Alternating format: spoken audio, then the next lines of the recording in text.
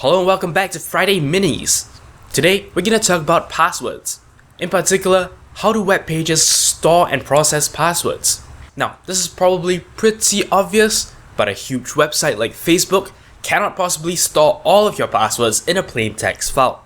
If that particular file was stolen through hacking, as you can imagine, there will probably be quite a lot of trouble. So then, how do websites store passwords? Remember that websites have to somehow store your password because they need that information to authenticate you when you log in. Now, the answer to that is actually in a cryptographic hash. To explain that, we need to kind of understand hash functions.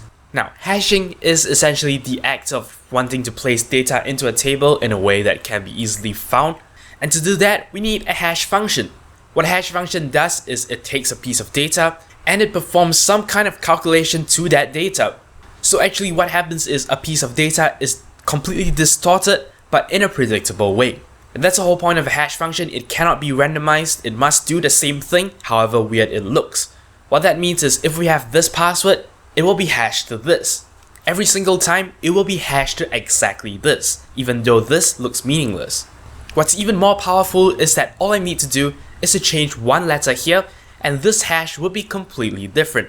So here's how a website stores all your passwords. Every password is hashed.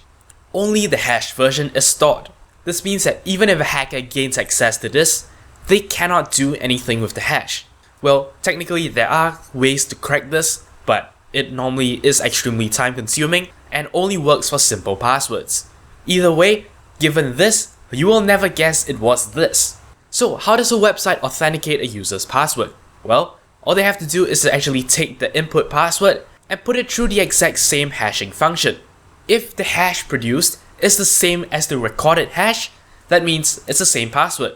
That's not to say hashes don't actually collide, they actually do sometimes, but we expect these occurrences to be extremely rare. And that's all there is for this episode of Friday Minis. Hopefully you learned something today. As always, don't forget to like, favorite, subscribe, comment, and follow me on Twitter. You're watching 0612 TV.